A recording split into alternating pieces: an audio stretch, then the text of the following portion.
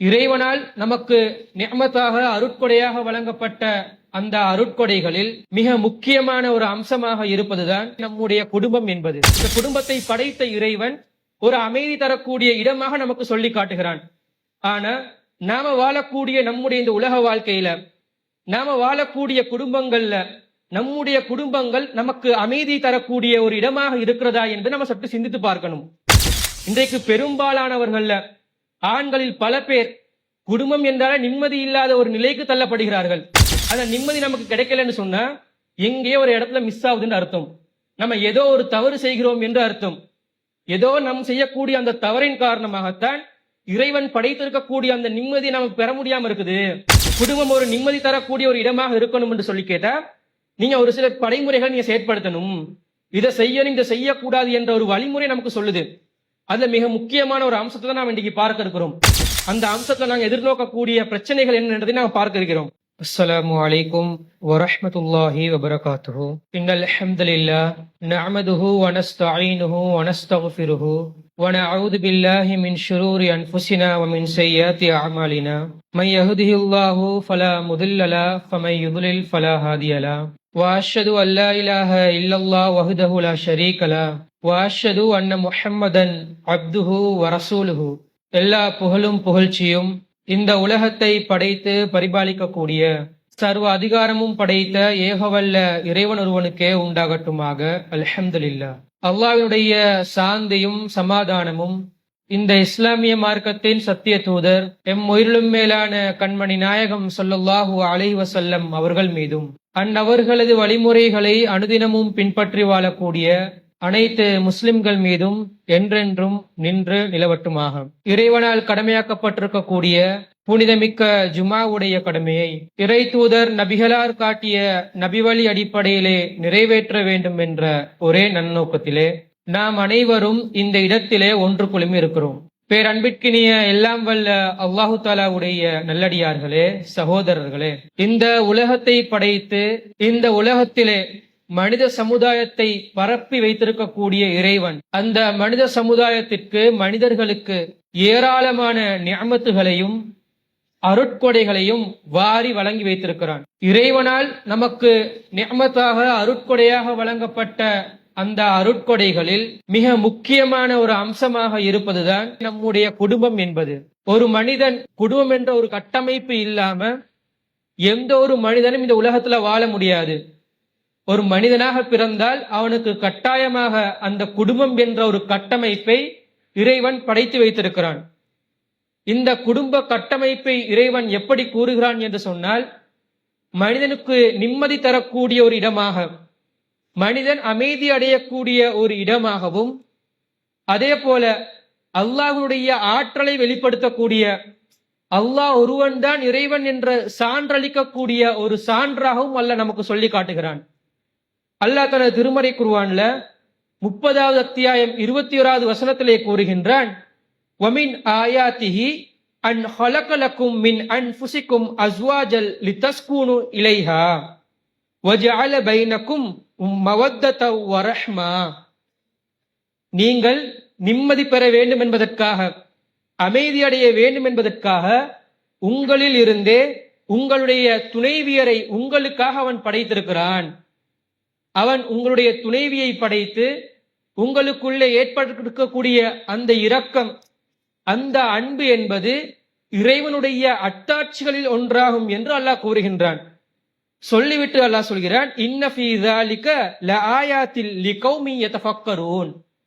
சிந்திக்கக்கூடிய சமுதாயத்திற்கு இதிலே பல சான்றுகள் இருக்கிறது என்று அல்லாஹ் கூறுகின்றான்.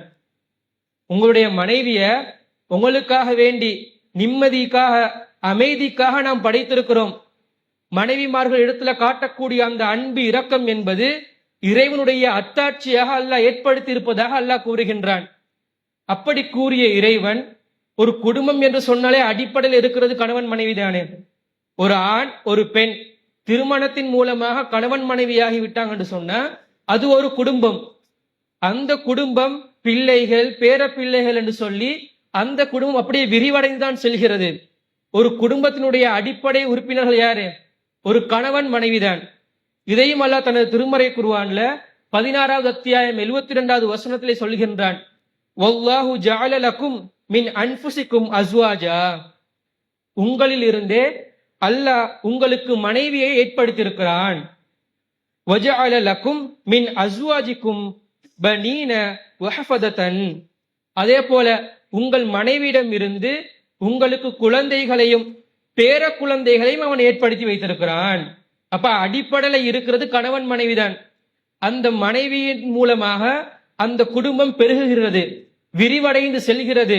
இந்த குடும்பத்தை படைத்த இறைவன் ஒரு அமைதி தரக்கூடிய இடமாக நமக்கு சொல்லி காட்டுகிறான். ஆனா நாம வாழக்கூடிய நம்முடைய இந்த உலக வாழ்க்கையில, நாம வாழக்கூடிய குடும்பங்கள்ல, நம்முடைய குடும்பங்கள் நமக்கு அமைதி தரக்கூடிய ஒரு இடமாக இருக்கிறதா என்பதை நம்ம சற்று சிந்தித்து பார்க்கணும். இன்றைக்கு பெரும்பாலானவர்கள்ல ஆண்களில் பல பேர் குடும்பம் என்றால நிம்மதி இல்லாத ஒரு நிலைக்கு தள்ளப்படுகிறார்கள். குடும்பத்துல அல்ல நிம்மதி இருக்கிறதா அல்ல சொல்றான். ஆனா நம்முடைய சமுதாயம் நிம்மதியை தேடி வெளியே அலையக்கூடிய ஒரு காட்சியை நாங்க பார்க்கிறோம்.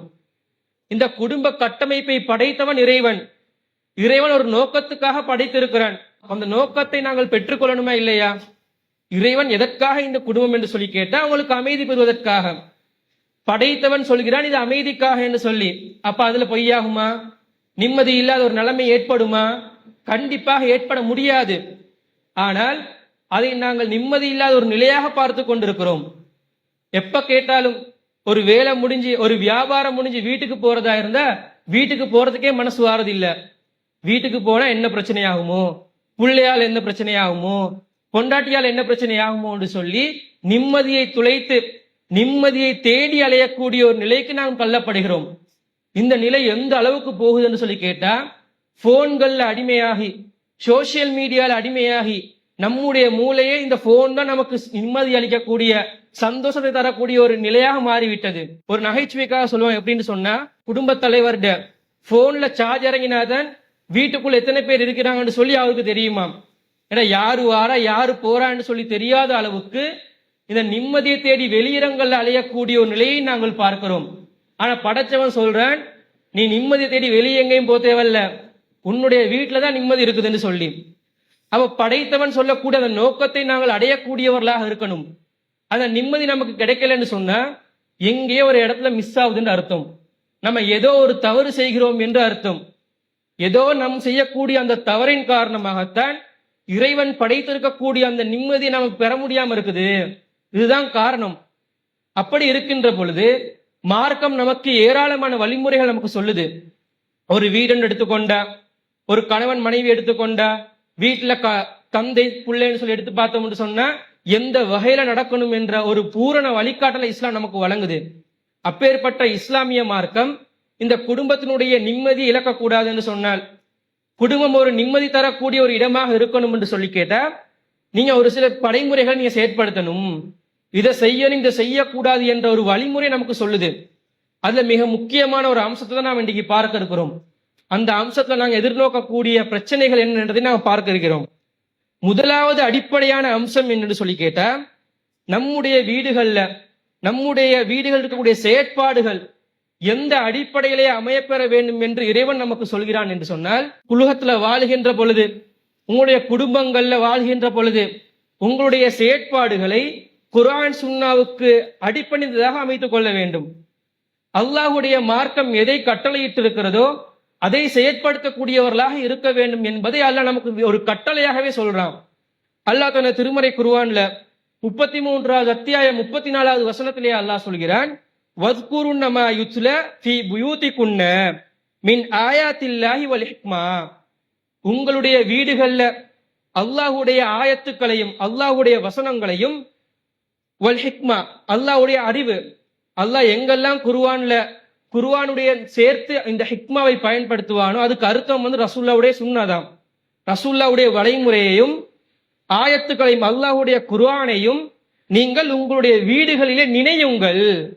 நீ நினைச்சு பாருங்க, அதை நீங்க செயற்படுத்த வேண்டும் என்பது அல்லாஹ்வுடைய ஒரு கட்டளை. சொல்லிட்டு அல்லாஹ் சொல்கிறான், இன்னல்லாஹ கான லதீஃபன் ஹபீரா. நீங்கள் என்ன செய்கிறீர்கள் என்பதை அல்லாஹ் நுணுக்கமாக அறியக்கூடியவனாக இருக்கிறான் என்று அல்லாஹ் கூறுகின்றான். உங்களோட வீடு எப்படி அடிப்படை பேஸ்மெண்ட் எப்படி அமையணும்னு சொல்லி கேட்டா, குர்ஆன் சுன்னாவுக்கு கட்டுப்பட்டு இருக்கணும். குர்ஆன் சுன்னாவை மாத்திரம் ஏற்று நடைமுறைப்படுத்தக்கூடியவர்களாக இருக்கணும். கணவன் தான் வீட்டுல தலைவராக இருப்பாரு, அவர் தான் முக்கிய முடிவுகளை எடுக்கக்கூடியவரா இருப்பாரு. எந்த நிலையில இருந்தாலும் அவருக்கு என்று சொல்லி சுய விருப்பு வெறுப்புகள் இருக்கும். அந்த அடிப்படையில முடிவெடுக்க முடியாது.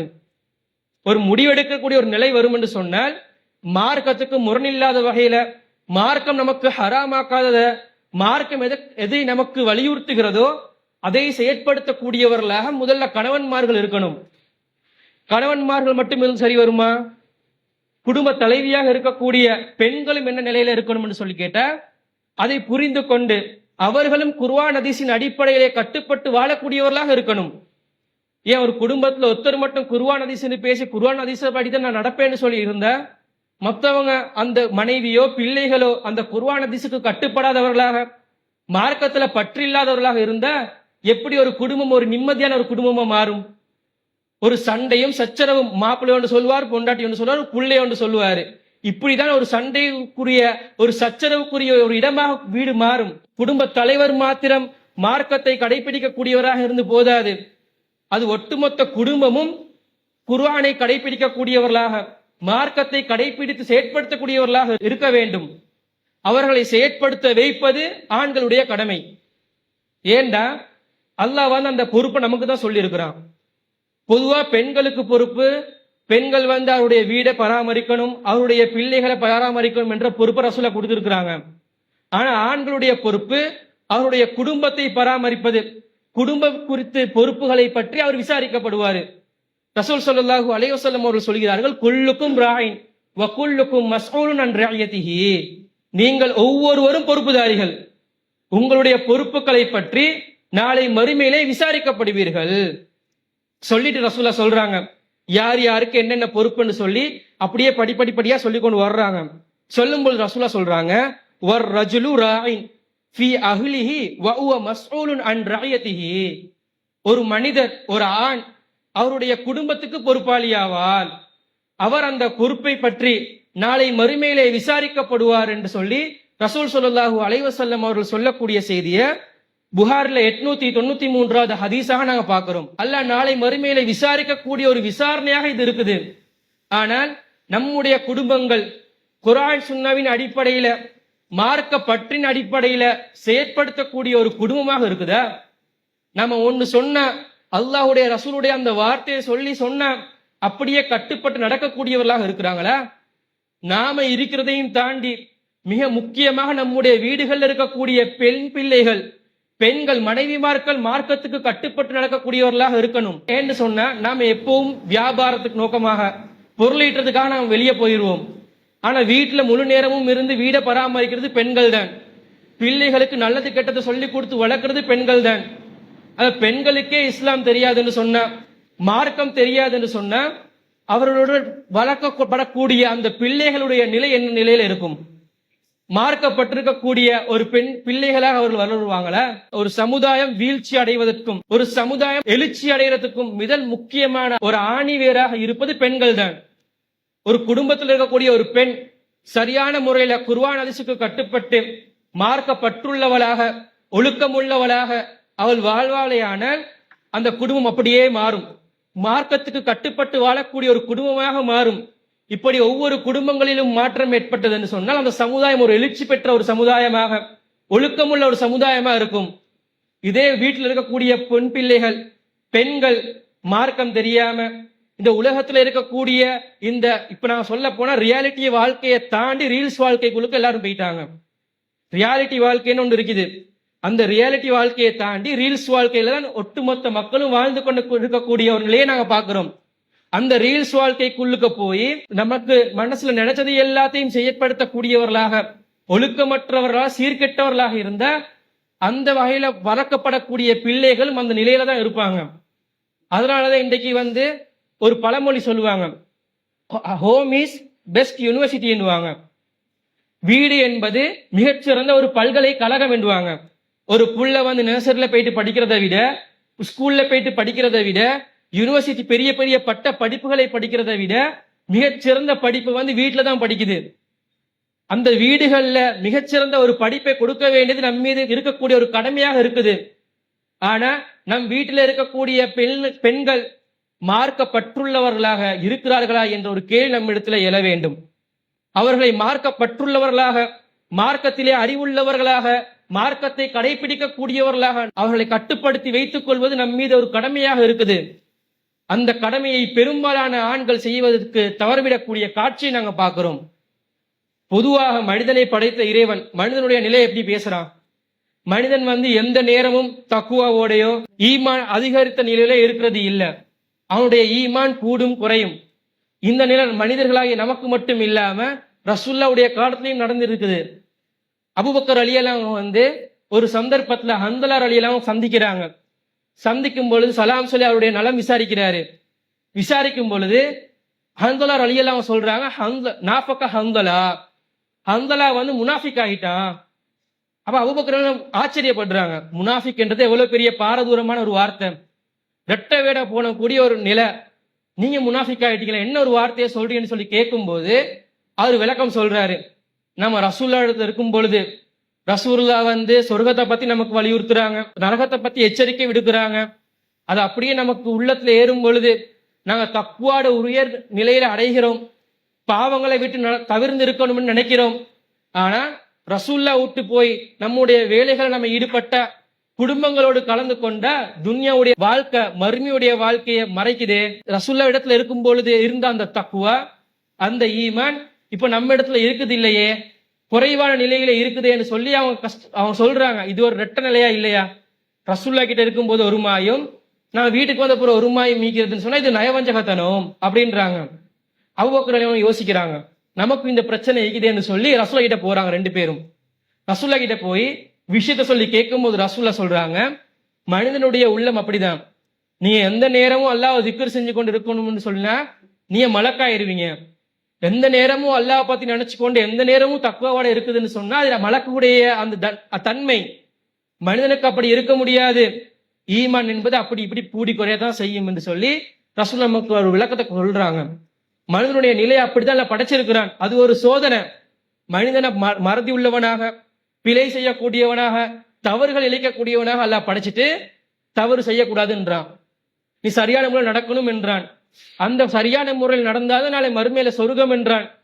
அப்படி பல குறைகளுடன் படைத்த இறைவன் அந்த குறைகளை நிவர்த்தி செய்து கொள்வதற்காக, அந்த தக்குவாவை அதிகப்படுத்திக் கொள்வதற்காக பல வழிமுறைகளை ஏற்படுத்தி வச்சிருக்கிறான். அதுல மிக முக்கியமான ஒரு விடயம் தான் அறிவுரை சொல்றது. இப்ப ஜும்மாவையும் எடுத்து பாருங்க.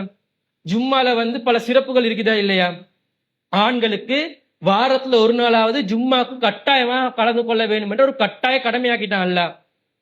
இதே கடமையாக்கினது அல்லாஹ் சுன்னத்தாக்கி இருந்தான்னு சொன்னா இப்ப பள்ளிகள்ல இருக்கக்கூடிய அந்த கிரௌட், அந்த கூட்டம், மக்களுடைய வருகை எந்த நிலையில இருந்திருக்கும்? எல்லாரும் ஜும்மா கடமைன்றதுனாலதான் விருப்பம் இருக்குதோ இல்லையோ வியாபாரத்தையும் விட்டுட்டு வர சொல்லி மார்க்கம் நமக்கு வலியுறுத்தி சொல்லுகிறது. ஜும்மாவுடைய சிறப்புகள் நமக்கு தெரியும் தானே. ஜும்மால யாரு முதல்ல பள்ளிக்கு வர்றாரோ அவருக்கு ஒட்டகத்தை குர்பான் செய்த நன்மை, அதற்கு பிறகு வரக்கூடியவர்களுக்கு மாடு, ஆடு, கோழி, முட்டை என்று சொல்லி படிப்படியான நன்மைகள் கிடைக்குது. யாரெல்லாம் ஜும்மாவுக்கு இமாம் மிம்பருக்கு ஏறுவதற்கு முன்பதாக வர்றாங்களோ அவருக்கு மலக்குமார்கள் ஏட வச்சு யாரெல்லாம் வருகிறார்கள் பேர்களை பதிவு செய்கிறார்கள். பதிவு செய்த பிறகு இமாம் உரையை நிகழ்த்துகின்ற பொழுது மலக்குமார்கள் ஏடுகளை மடிச்சு வச்சுட்டு உரையை கேட்கிறார்கள்.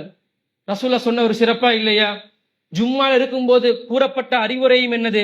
நீங்க ஜும்மால இருந்தா இன்னத்தோட பேசக்கூடாது, இன்னும் பேசிக்கொண்டு இருந்தாலும் சும்மா இருந்து சொல்லி கூட என்ன செய்யக்கூடாது, சொல்லக்கூடாது. நீங்க மக்களை கடந்து மக்களை டிஸ்டர்ப் பண்ணி முன்னுக்கு உட்காரக்கூடாது, உங்களுக்கு எது இடம் கிடைக்குதோ அதுல உட்கார்ந்துக்கோங்கன்னு சொல்லி ஒரு குத்துபாக்கு ரசூலுல்லாஹ் ஒரு முக்கியத்துவம் கொடுத்து அந்த செய்தியை நாங்கள் பார்க்கிறோம். எதற்காக? இந்த ஜும்மால உட்கார்ந்து குத்துபாவை கேட்கணும், அறிவுரையை கேட்கணும் என்ற கடமை எதற்காக? அல்லாவுக்கு ஏதாச்சும் தேவை இருக்குதா? உங்களுக்கு இந்த குத்துபாவை வழங்கி இதுல அல்லாவுக்கு ஏதாச்சும் ஒரு பிரயோசனம் ஒன்று இருக்குதா? மக்களை நல்வழிப்படுத்த வேண்டும் என்பதற்காக, அவன் அறிவுரையை கேட்டுக்கொண்டே இருக்க வேண்டும் என்பதற்காக அல்லாஹ் ஒரு இந்த நடைமுறை ஏற்படுத்தி வச்சிருக்கிறான். ஆனா நம்முடைய வீட்டில் இருக்கக்கூடிய பெண்களுக்கு மார்க்கத்தை கற்றுக்கொள்வதற்காக நாம் ஏற்படுத்தி வைத்திருக்கக்கூடிய நடைமுறை என்ன? சிந்திக்கக்கூடிய ஒரு காரியமா இல்லையா? அல்லாஹ் தனது திருமறை குர்ஆன்ல சொல்கிறான், நீங்கள் அறிவுரை கூறுங்கள், மக்களுக்கு அறிவுரை சொல்லுங்க, பயான் நிகழ்ச்சிகளை ஏற்படுத்தி செய்யுங்க. ஏனென்று சொன்னால் அறிவுரை என்பது முஃமின்களுக்கு பயனளிக்கும். யார் அல்லாஹ்வை நம்பிக்கை கொண்டு மறுமையை நம்பிக்கை கொண்டு அறிவுரையை செவியேற்கிறார்களோ அவர்களுக்கு அறிவுரை என்பது பயனளிக்கும் என்று அல்லாஹ் தனது திருமறை குர்ஆன்ல சொல்றான். அந்த அறிவுரையை கேட்கக்கூடிய மக்களாக நாம் இருக்கிறோமா? ஒரு பயான் நிகழ்ச்சி ஏற்பாடு செஞ்சா, ஒரு பெண்கள் பயான் நிகழ்ச்சி ஏற்பாடு செஞ்சா, அந்த பெண்கள் பயான் நிகழ்ச்சிக்கு வருகை தரக்கூடிய பெண்களுடைய நிலை என்ன? எண்ணிக்கையை சொல்ல முடியாது. ஏன்னா வீடியோ மூலமா லைவ் போறதுனால எண்ணிக்கையை சொல்ல முடியாத ஒரு நிலைய அளவுக்கு பெண்களுடைய வருகை இருக்குது. இதே மழை பெஞ்சிச்சுன்னு சொன்னா அறவே இல்லை. மௌலவி எங்கேயோ ஒரு ஊர்ல இருந்து வந்திருப்பாரு. அவருடைய வேலை வெட்டியெல்லாம் விட்டுட்டு, குடும்பத்தை எல்லாத்தையும் விட்டுட்டு, வியாபாரத்தையும் விட்டுட்டு, மார்க்கத்தை சொல்லணும்ன்றதுக்காக வந்து உட்கார்ந்தா யாருமே இல்லை. ஏன் இந்த நிலைமை? மார்க்கத்தை படிப்பதற்கு நாம் ஏன் முக்கியத்துவம் கொடுப்பது கிடையாது? நமக்கு அனைவரும் சொர்க்கம் செல்ல வேண்டும் என்ற ஒரு இலக்கு இருக்குதா இல்லையா? நான் ஒவ்வொருத்தரும் என்னுடைய வாழ்க்கையை அமைத்துக் கொண்டு சரிப்பட அமைத்துக் கொண்டு நாளை மறுமையில சொர்க்கத்துக்கு போகணும் என்ற ஒரு கடமை ஒன்று இருக்குது, அந்த இலக்கு ஒன்று இருக்குது. அதுக்காக இந்த உலக வாழ்க்கை, அதை தாண்டி வேறு எதுக்காகவும் இல்லை. வியாபாரம் செய்யறதும் இந்த உலகத்துல தற்காலிகமாக வாழ்றதுக்கு, சம்பாதிக்கிறதும் உலகத்துல தற்காலிகமாக வாழ்றதுக்கு. ஆனா அதை எப்படி மாத்திட்டோம்? இந்த உலகத்துல என்னமோ நிரந்தரமாக இருக்க போற மாதிரி அமைத்து கொண்டு எப்ப கேட்டாலும் டைம் இல்ல, வேலை, பிசி, இந்த மாதிரியான வார்த்தைகள் தான் நம்முடைய மக்களிடத்துல இருந்து வரக்கூடிய ஒரு வார்த்தையாக இருக்குது. அல்லாஹ் ஆண்களுக்கு ஒரு கட்டளை விதிக்கிறான். என்ன கட்டளை தெரியுமா? யா ஐயுஹல்லதீன ஆமனு, நம்பிக்கை கொண்டவர்களே, கூ அன்ஃபுஸக்கும் வ அஹ்லீக்கும் நாரா, உங்களுடைய குடும்பத்தாரை நரக நெருப்பிலிருந்து பாதுகாத்துக் கொள்ளுங்கள். ஒட்டுமொத்த சமுதாயத்துக்கும் சொல்லப்பட்ட ஒரு அறிவுரை, ஒரு கட்டளை. நீங்க மட்டும் சொர்க்கம் போய் வேலை இல்ல, நீங்க மட்டும் சொர்க்கம் போகணும் என்றது உங்களுடைய இலட்சியம் இருக்கக்கூடாது. உங்களுடைய குடும்பத்தையும் நரக நெருப்பிலிருந்து காக்கக்கூடியவர்களாக நீங்கள் இருக்கணும். அப்பதான் அந்த பொறுப்பை நாம செயற்படுத்தியவர்களா மாறுவோம். அவர்கள் சொர்க்கம் போனாதான் நம்முடைய சொர்க்கத்துக்கு போக முடியுமா இல்லையா என்றத அல்லாஹ் கேள்வி கணக்கு கேட்பான். நம்முடைய பொறுப்பா இருக்கக்கூடிய அந்த பொறுப்பை செஞ்சு அவர்களை சொர்க்கத்துக்கு அனுப்பினாதான் அந்த பொறுப்புக்கு நாம அல்ல இடத்துல பதில் சொல்ல முடியும். ஆனா பதில் சொல்லக்கூடிய ஒரு நிலையில தான் நாங்க இருக்கிறோமா? இந்த நிலை, இந்த நிமிடம் ஒவ்வொருவரும் தன்னுடைய குடும்பங்களை கைய வச்சு சொல்லுங்க. இந்த நேரத்துல உலகம் அளிக்கப்பட்டால், அல்லது மரணம் ஏற்பட்டு விட்டால், அல்லது மறுமையுடைய விசாரணை ஏற்படுத்தப்பட்டு விட்டால், எத்தனை பேரு நான் சொர்க்கத்துக்கு போவேன்னு சொல்லி கையொத்த முடியும்? என்னுடைய குடும்பம் சொர்க்கத்துக்கு போவோம் என்று சொல்லி கையொத்தக்கூடிய ஒரு நிலையில இருக்கிறோம். சிந்திச்சு பார்க்கணும். அந்த அளவுக்கு இந்த மார்க்கத்தை மறந்தவர்களாக இந்த உலக வாழ்க்கையில அப்படியே மூழ்கி கிடக்கக்கூடிய ஒரு நிலையை நாங்கள் பார்க்கிறோம். சரி, மார்க்கத்தை தான் என்ன சரி அறிஞ்சிருக்கிறான்னு சொல்லி பார்த்தா அதுவும் கிடையாது. மார்க்கத்துல அறிவு இருக்குதான்னு சொல்லி கேட்டா அடிப்படை அறிவு கூட இல்லாத ஒரு நிலையில தான் இன்றைய முஸ்லிம்கள் வாழ்ந்து கொண்டிருக்கக்கூடிய ஒரு காட்சியை நாங்கள் பார்க்கிறோம். அன்பிற்குரியவர்களே, அல்லாஹ் நாளை மறுமையிலே விசாரிப்பான். அந்த விசாரணையின் போது நாம என்ன பதில சொல்லவிருக்கிறோம் என்பதை ஒவ்வொருவரும் சிந்தித்து பார்க்க வேண்டும். மார்க்கத்துக்கு முரணான காரியம் தான் உலகம் முழுக்க, நம்முடைய குடும்பங்களை முழுக்க நடப்பெறுகிறது. மார்க்கத்துக்கு முரணு தெரிஞ்சு கொண்டும் தடுக்க முடியல, நம்முடைய சக்திக்கு மீறியதாக இருக்குது என்று சொல்லி அதை அப்படியே கடந்து செல்லக்கூடியவர்களாக நாங்கள் இருக்கிறோம். ஏன் பெண்கள் ஒரு பயான் நிகழ்ச்சி வந்தா வாரது, அது தனி விஷயம். ஏன் வாரலன்னு சொல்லி கேட்டா, பெண்கள் நிறைய பேர் கம்ப்ளைண்ட் பண்றாங்க, எங்களை ஆண்கள் அனுப்புறது இல்ல. வெள்ளிக்கிழமை வந்து என்ன மாப்பிள்ளை வீட்டுல இப்பாரு, அவரு வெளியே அனுப்ப விட மாட்டாரு, புள்ளைய பார்க்கணும், சாப்பாடு ஆக்கணும், டைம் கிடைக்கிறது இல்லை என்று சொல்லியே காரணம் சொல்லப்படுது. ரசூலுல்லாஹ் உங்களுடைய பெண்கள் பள்ளிகளுக்கு செல்ல அனுமதி கேட்டால் அனுமதி மறுக்க வேண்டாம் என்று இருக்கிறார்கள். அந்த கட்டளையை அப்படியே அப்பட்டமாக மீறுறோமா இல்லையா? அல்லாவின் மீது அச்சம் இல்லையா நம்மிடத்துல?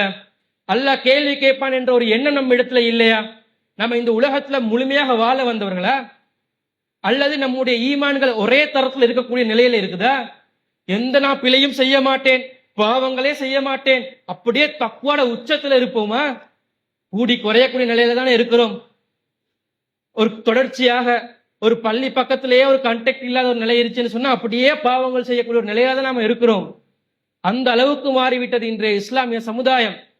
அல்லாஹ்வின் தூதர் ஸல்லல்லாஹு அலைஹி வஸல்லம் அவர்கள் சொல்கிறார், இல்மி ஃபரீலத்துன் அலா குல்லி முஸ்லிமின், கல்வியை தேடி கற்பது ஒவ்வொரு முஸ்லிம் மீதும் கடமையாகும். கடமை விரும்பினா செய்யறது, விரும்பினா செய்யாம இருக்கிறது இல்ல. ஒவ்வொருவரும் தேடி கடைபிடிக்க வேண்டியது உங்கள் அனைவர் மீதும் கடமையாகும் என்று ரசூல் ஸல்லல்லாஹு அலைஹி வஸல்லம் அவர்கள் சொல்லக்கூடிய ஒரு செய்தியை நாங்க பார்க்கிறோம். அப்ப அன்பிற்குரியவர்களே, நாம் ஒவ்வொருவரும் நம்முடைய குடும்பங்களை சுய பரிசோதனை செய்து பார்க்க வேண்டும். நம்முடைய குடும்பங்களுடைய நிலை, மறுமையுடைய நிலை எந்த நிலையிலே இருக்கிறது என்பதை நாம சிந்தித்து பார்க்க வேண்டும். இந்த நிலையில நாம் மரணித்தோம் என்று சொன்னால், இந்த நிலையில மறுமையுடைய விசாரணை ஆரம்பிக்கப்பட்டது என்று சொன்னால், நாங்கள் சொர்க்கத்துக்கு செல்லக்கூடிய ஒரு நன்மக்களாக மாறுவோமா? ஆரம்பத்துல இந்த மார்க்கம் என்னாலே எதுன்னு சொல்லி தெரியாத ஒரு நிலையில இருக்கும் பொழுது எப்படியுமே பெண்கள் அதுக்கு விருப்பப்பட மாட்டாங்க. ஒரு திடீர்னு பயான் நிகழ்ச்சிக்கு போக சொன்னா எப்படியும் விருப்பப்பட மாட்டாங்க. எப்ப பார்த்தாலும் அலட்டி கொண்டே இருக்கிறாங்கன்னு சொல்லித்தான் அவருடைய உள்ளத்துல தோணும். அவருடைய மார்க்க கல்வியுடைய முக்கியத்துவத்தை அவர்களுக்கு விளங்கப்படுத்தி அவருக்கு மார்க்கத்தை பூட்டக்கூடியவர்களாக, மார்க்கத்துடைய பற்றை ஏற்படுத்திக் கொள்ளக்கூடியவர்களாக நாங்கள் இருக்கணும். எல்லா செய்திகளிலும் நபித்தோழர்களுடைய வாழ்க்கை வரலாற்றை நாங்கள் ஒரு படிப்பினையாக, ஒரு முன்னுதாரணமாக எடுத்துக்கொள்வோம். அப்படி பார்த்தா ரசூல் ஸல்லல்லாஹு அலைஹி வஸல்லம் அவருடைய காலத்துல வாழ்ந்த முஸ்லிம் பெண்கள் இந்த மார்க்கத்தை கற்றுக்கொள்வதற்காக மிகவும் ஆர்வம் உடையவர்களாக இருந்திருக்கிறார்கள். எந்த அளவுக்கு ஆர்வம் உடையவர்களாக இருந்துக்கிறான்னு சொன்னா, ரசூல்லா இடத்துல பெண்கள் முறைப்பாடு வைக்கிறாங்க, கம்ப்ளைண்ட் வைக்கிறாங்க ரசூல்லாட மேல. அல்லாஹ்வின் தூதரே, உங்களை சுத்தி எப்ப பார்த்தாலும் ஆண்களே இருந்து கொண்டு இருக்கிறாங்க, நன்மை செய்யறதுல எங்களை விட அவங்க முந்தி போறாங்க. எங்களுக்கு ஏதாச்சும் ஒரு மார்க்க சந்தேகம் வந்தாலோ, மார்க்க டவுட் வந்தாலோ, அறிவுரை சொல்றதாக இருந்தாலோ எங்களுக்கு என்ன செய்ய முடியாது இருக்குது, கேட்க முடியாம இருக்குது. எங்களுக்கு மார்க்கத்தை படிச்சு கொள்வதற்குரிய அந்த வாய்ப்புகள் குறைவாக இருக்குது. நீங்க உங்களுடைய நாட்கள்ல ஒரு நாட்களை நீ எங்களுக்கு வழங்கணும். அந்த நாள்ல பெண்களுக்கு என்று சொல்லி ஒரு நாளை ஒதுக்கணும். அந்த நாள்ல பெண்களுக்கு மாத்திரம் நீங்கள் பிரத்யேகமாக அறிவுரை சொல்லக்கூடியவர்களாக, மார்க்கத்தினுடைய தெளிவுகளை சொல்லக்கூடியவர்களாக இருக்கணும் என்று சொல்லி கேட்டு எடுத்துக்கொள்றாங்க. ரசூல் ஸல்லல்லாஹு அலைஹி வஸல்லம் அவர்களும் அந்த நாட்களை கொடுக்குறாங்க. வாரத்துல ஒரு நாள் பெண்களுக்கு என்று ஒதுக்குகிறோம். அந்த நேரத்துல பெண்களுக்கான அறிவுரைகள், பெண்களுடைய மார்க்க சந்தேகங்களை விளங்கப்படுத்தக்கூடியவர்களாக ரசூல்ல இருந்திருக்கிறாங்க. அப்ப எந்த அளவுக்கு அந்த காலத்து பெண்கள் இந்த மார்க்கத்தை படித்துக் கொள்வதற்காக முக்கியத்துவம் கொடுத்திருக்கான்னு பாருங்க. நான் மிகப்பெரிய ஹதீஸ்களை அதிகமாக அறிவித்த அண்ணன் ஆயிஷா ரலியல்லாஹு அவர்கள் அறிவிக்கக்கூடிய ஒரு செய்திதான், அன்சாரி பெண்கள் இந்த மார்க்கத்தை கற்றுக்கொள்வதற்கு கொடுத்த முக்கியத்துவம் எந்த அளவுக்கு இருந்ததுன்னு சொன்னா, மார்க்கத்துல ஒன்று படிக்கணும்னு சொல்லி சொன்னா அதுல வெக்கப்பட மாட்டாங்க. பெண்களுக்குரிய ஒரு பிரத்யேகமான ஒரு சட்டமாக இருந்தாலும் அதை தைரியமா ரசூலுல்லாஹ் இடத்துல வெளிப்படையாக கேட்கக்கூடியவங்களாக இருந்திருக்கிறாங்க. வெக்கப்பட்டு கொண்டு இதை எப்படி கேட்கறதுன்னு சொல்லி ரசூலுல்லாஹ்வுடைய காலத்துல பெண்கள் இருந்தது இல்ல. அன்சாரி பெண்கள் மார்க்கத்தை கற்றுக்கொள்வதற்காக ஒருபோதும் வெட்கப்பட்டது இல்லை என்று சொல்லி ஆயிஷா ரலியல்லாஹு அறிவிக்கிறாங்க. ஆயிஷா ரலியல்லாஹு யாரு? ஹதீஸ்களை அதிகமாக அறிவித்த ஒரு நபித்தோழியா இல்லையா? அவங்க எந்த அளவுக்கு இந்த மார்க்கத்தை கற்றுக்கொள்வதற்காக ஒரு முக்கியத்துவம் கொடுத்திருக்காங்கன்னு பாருங்க. அன்பிற்குரியவர்களே, ஒரு கடைசியான ஒரு கேள்வி உங்களிடத்துல நான் கேட்கிறேன், ஆழமாக உங்களுடைய உள்ளத்துல கேட்டுக்கோங்க. குடும்ப தலைவர்களாக, தந்தைகளாக இருக்கக்கூடிய நீங்கள், அல்லது கணவன்மார்களாக இருக்கக்கூடிய நீங்கள், ஒரு சகோதரர்களாக இருக்கக்கூடிய நீங்கள், திடீர்னு உங்களுக்கு மௌத்து வந்துருச்சு, மரணம் வந்துருச்சு. அந்த மௌத்துக்கு பிறகு நம்முடைய வீடுகளில் இருக்கக்கூடிய என்னுடைய குடும்பத்தினுடைய நிலை எந்த நிலையில இருக்கும்? பொருளாதார நிலையை பத்தி நான் பேசல. பொருளாதார நெருக்க, சாப்பிட்றதுக்கு என்ன செய்வாங்க, செலவுக்கு என்ன செய்வாங்க, அதை பத்தி நான் பேசல. அவர்கள் அதற்கு பிறகு வாழக்கூடிய அந்த வாழ்க்கையில மார்க்கத்தை கடைபிடித்து வாழக்கூடியவர்களாக இருப்பார்களா, அல்லது மார்க்கத்தை மறந்தவர்களாக இருப்பார்களா என்ற ஒரு கேள்வியை கேட்டுக்கோங்க. ஏன்னா எனக்கு தெரிஞ்ச ஒரு குடும்பம் ஒன்றுதான். கணவன் தந்தை ஒரு தப்லிக் ஜமாத்தை சேர்ந்த ஒரு சகோதரர், மிகவும் மார்க்கத்துல பற்றிருக்கக்கூடியவர். அவர்கள் ஏதோ சரிக்கா ஜமாத்துக்கெல்லாம் போய் மார்க்கத்துல பிடிப்பு இருக்கக்கூடிய ஒரு சகோதரர். அவருடைய மனைவி, மகள் மாக்கள் எல்லாம் ஃபேஸ் கவர் பண்ணி, இப்ப எப்படி நம்முடைய கண்ணோட்டத்துல ஒரு மார்க்கத்துல பற்றிருக்கிற மாதிரி நாங்க ஒரு அந்தஸ்து கொடுக்குறோமா இல்லையா, அது மாதிரி ஃபேஸ் கவர் பண்ணி, ஃபேஸ் கவர் பண்றது, ஜமாத்துக்கு போறது மார்க்கத்துல கூடுமா கூடாதுன்றது தனி விஷயம். ஆனால் நம்ம சமுதாயம் எப்படி பாக்குது, அது ஒரு மார்க்கப்பட்டிருக்கக்கூடிய ஒரு குடும்பமா பாக்குது. அப்படி இருக்கக்கூடிய ஒரு குடும்பம் திடீரென்று வாப்பா மௌத்தா போறாரு. மௌத்தா போனதுக்கு பிறகு சில காலங்கள் கழித்து அவருடைய மகளை பார்த்தா ஃபேஸ் கவர் பண்ணி இஸ்லாம் கூறக்கூடிய அந்த ஆடை ஒழுங்குமுறைகளை பேணி வாழ்ந்த அந்த பெண் அந்த ஆடை ஒழுங்கை மறந்து ஒரு வெஸ்டர்ன் கல்ச்சருக்கு மாறி ஒரு இறுக்கமான ஒரு டெனிம் அணிஞ்சு டிஷர்ட் போட்டு ஷோல கழுத்துல சுத்தி கொண்டு வீதிகளை தடுமாறக்கூடிய ஒரு காட்சியை நாங்க பாக்குறோம். வாப்பா இருக்கும் வரைக்கும் இருந்த அந்த மார்க்கத்தில் இருக்கக்கூடிய அந்த பற்று வாப்பா மௌத்தா போனதுக்கு பிறகு என்ன செஞ்சிருச்சு, இல்லாம போயிருச்சு. சீர்கெட்டு சின்ன பின்னமாக ஆக்கக்கூடிய ஒரு நிலைக்கு தள்ளப்பட்டு விட்டார்கள். என்ன காரணம் தெரியுமா? வாப்பா உயிரோட வாழக்கொள்ள குர்ஆன் சுன்னக்கு அடிபட்டு கட்டுப்பட்டு வாழ்ந்தாரு. பிள்ளைகளையும் மனைவி மக்களையும் கட்டுப்படுத்தி வச்சிருந்தாரு. அவங்க எந்த அடிப்படையில கடைபிடிச்சிருக்காங்கன்னு சொல்லி கேட்டா, வாப்பாட சொன்னதுனால. வாப்பா அழுத்தி தாராரு, வாப்பா கண்ட்ரோல் பண்றாரு என்ற காரணத்தினாலதான் அவங்க கஷ்டப்பட்டு அவருடைய ஆசைகளை அப்படியே கட்டுப்படுத்தி வாழ்ந்து கொண்டு இருந்துக்கிறாங்க. இறைவன் தடுத்துட்டான். இறைவன் மீது இருக்கக்கூடிய அச்சத்தின் காரணமாகவோ அவர்கள் மார்க்கத்தை கடைபிடித்தவர்களாக இருக்கவில்லை. வாப்பா என்ன செஞ்சிட்டாரு? வாப்பா இருக்கிறாரு, வாப்பா கண்ட்ரோல் பண்றாரு, வாப்பாட பேச்ச கேட்கணும், வாப்பாவை தாண்டி எதையும் செய்யலன்றதுனால கட்டுப்பட்டு இருந்துட்டோம். இப்ப வாப்பா இல்ல, நாம விரும்பின வாழ்க்கையை வாழலாம் என்று சொல்லி அந்த நிலைக்கு தள்ளப்படுகிறார்கள். அன்பிற்குரியவர்களே, உங்களுடைய குடும்பங்கள் எந்த அளவுக்கு குர்ஆன் சுன்னாவை கட்டுப்பட்டு மார்க்கத்துக்கு கட்டுப்பட்டு வாழ வேண்டுமோ அதை விட முக்கியம் அவர்களாக உணர்ந்து வாழணும். அவர்கள் அல்லாவின் மீது இருக்கக்கூடிய அச்சத்தின் காரணமாக வாழணும். அல்லாஹ் தடுத்துட்டான், இறைவன் ஹராமாக்கிட்டான் என்றதுனால அதை கட்டுப்பட்டு வாழணுமே ஒழிய வாப்பாக்கு பயந்தோ வாப்பாக்கு கட்டுப்பட வேண்டும் என்பதற்காகவோ வாழ்ந்தாங்கன்னு சொன்னா நம்முடைய மரணத்திற்கு பிறகு அதை அப்படியே தலைகீழாக மாறிவிடும். அந்த நிலையை நாங்கள் மாற்ற வேண்டும். அந்த நிலையை இப்ப சமுதாயத்துல பார்த்து கொண்டு இருக்கிறோம். அந்த நிலைகளை மாற்றக்கூடியவர்களாக நாங்கள் இருக்க வேண்டும். அதற்காக அதிகமாக அவருக்கு மார்க்கத்தை கற்றுக் கொடுக்கக்கூடிய அந்த வாய்ப்புகளை நாம் ஏற்படுத்தி கொடுக்க வேண்டும். இங்க நம்முடைய ஜமாத்தின் மூலமாகவும் ஏராளமான பணிகளை நாம செய்யறோம். நீங்க இந்த மர்கஸ் இந்த ஹெட் ஆபீஸை நீங்க எடுத்து பாத்தீங்கன்னு சொன்னா வாரத்துல 7 நாளும் ஏதாவது ஒரு நிகழ்ச்சி இருக்கும். திங்கக்கிழமை அரபு வகுப்பிக்கும், செவ்வாய்க்கிழமை ஃபிக்ஹ் வகுப்பிக்குது, புதன்கிழமை கேள்வி பதில் நேரலைக்குது, வியாழக்கிழமை பெண்களுக்கும் ஆண்களுக்கும் வயது வந்தவர்களுக்கு குர்ஆன் ஓத தெரியாதவங்களுக்கு குர்ஆனை ஓதுவதற்கு கற்றுக்கக்கூடிய வகுப்புகள் நடத்தப்படுது. வெள்ளிக்கிழமை ஜும்மா நடக்குது, வெள்ளிக்கிழமை பெண்கள் பயான் நிகழ்ச்சி நடக்குது, சனிக்கிழமை பெண்களுக்கு தையல் கிளாஸ் நிகழ்ச்சி நடக்குது. பெண்களுடைய அந்த பொருளாதார நெருக்கடியை தீர்த்து வைக்கணும் என்றதுக்காக நாங்கள் தையல் வகுப்பு நடத்துறோம். ஆனா அந்த தையல் கிளாஸ் கொடுக்கக்கூடிய முக்கியத்துவத்தை கூட பெண்கள் பயான் நிகழ்ச்சியை கொடுக்கறது இல்லை. ஏன்னா 2 பேருடைய அந்த வருகையை பார்த்தோம்னு சொன்னா பெரிய ஒரு டிஃபரெண்ட் ஒன்று இருக்குது. ஏன்னா மக்கள் அப்படியே உலகம் பக்கம் சாய்ந்து இருக்கக்கூடிய ஒரு நிகழ்வை நாங்க பாக்குறோம். ஞாயிற்றுக்கிழமை பிள்ளைகளுக்காக அகதியா வகுப்பு நடைபெறுது. திங்கள்ல இருந்து வியாழன் வரைக்கும் குர்ஆன் மதரசாக்கள் நடைபெற்றுக் கொண்டு இருக்குது. இப்படி ஏராளமான நிகழ்ச்சிகள் நம்முடைய பள்ளியின் சார்பாக நாங்கள் செஞ்சு கொண்டு தான் இருக்கிறோம். ஆனா அந்த வருகை என்பது கேள்விக்குறியாகத்தான் தொடர்ச்சியாக இருந்து கொண்டிருக்கக்கூடியதை பார்க்கிறோம்.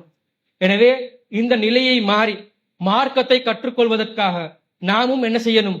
முன்னேற்பாடாக நாமும் நம்முடைய நேரங்களை ஒதுக்கி அதனை கடந்து கொண்டு அதன்படி அதனை கற்றுக்கொண்டு அதனை நம்முடைய வாழ்க்கையில செயற்படுத்தக்கூடியவர்களாக இருக்கணும். அல்லாஹ் கடைசியாக ஒரு எச்சரிக்கை நமக்கு விடுக்கிறான். அந்த எச்சரிக்கையை கூறி நான் முடித்துக் கொள்கிறேன். நான் ஆரம்பத்தில் கூறிய ஒரு வசனத்திலே அல்லாஹ் கேட்கின்றான், வல்லாஹு ஜஅல லக்கும் மின் அன்ஃபுசிக்கும் அஸ்வாஜா, உங்களில் இருந்து உங்களுடைய மனைவியை நான் ஏற்படுத்தி இருக்கிறேன். வஜஅல லக்கும் மின் அஸ்வாஜிக்கும் பனீன வஹஃபததன், உங்களுடைய மனைவியிலிருந்து பிள்ளைகளையும் பேர குழந்தைகளையும் நாம் ஏற்படுத்தி இருக்கிறோம். சொல்லிவிட்டு அல்லாஹ் சொல்கிறான், வரஸகக்கும் மினத் தய்யிபாத், தூய்மையான தையிபாத்தான உணவுகளை உங்களுக்கு ரிசுக்காக நாம் வழங்கி இருக்கிறோம். சொல்லிவிட்டு அல்லாஹ் ஒரு கேள்வியை கேட்கிறான், அஃப பில் பாத்திலி யுமினூன வ பிநிஅமத்தில்லாஹி ஹும் யக்ஃபுரூன், நீங்கள் தீமையானதை கெட்ட ஒரு விஷயத்தை ஈமான் கொண்டு அல்லாஹ்வுடைய நிஅமத்துக்கு நன்றி மறுக்கிறீர்களா?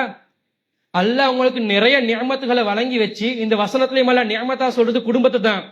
குடும்பத்தை நிஅமத்தா உங்களுக்கு வழங்கி, தூய்மையானது சாப்பாட ரிசுக்காக உங்களுக்கு வழங்கி, நான் உங்களுக்கு எல்லா நியமத்தையும் தந்து வச்சிருக்கிறேன்.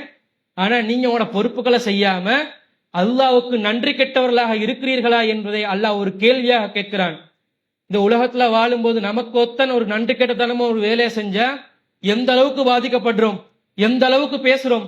பல நியமத்துகளை தந்து வைத்திருக்கக்கூடிய இறைவன் கேட்கிறான், நியமத்தை தந்திருக்கிறேன், நன்றி கெட்டவனாக இருக்கிறீங்களா, நன்றி மறுக்கக்கூடியவர்களாக இருக்கிறீர்களா என்பதை அல்லாஹ் ஒரு கேள்வியாக கேட்கிறான். அந்த கேள்விக்கு பதில் சொல்லக்கூடியவர்களாக நாங்கள் இருக்க வேண்டும் என்பதை கூறி எனது உரையை நிறைவு செய்கிறேன். வாஹிர தஅவானா அல்ஹம்துலில்லாஹி ரப்பில் ஆலமீன்.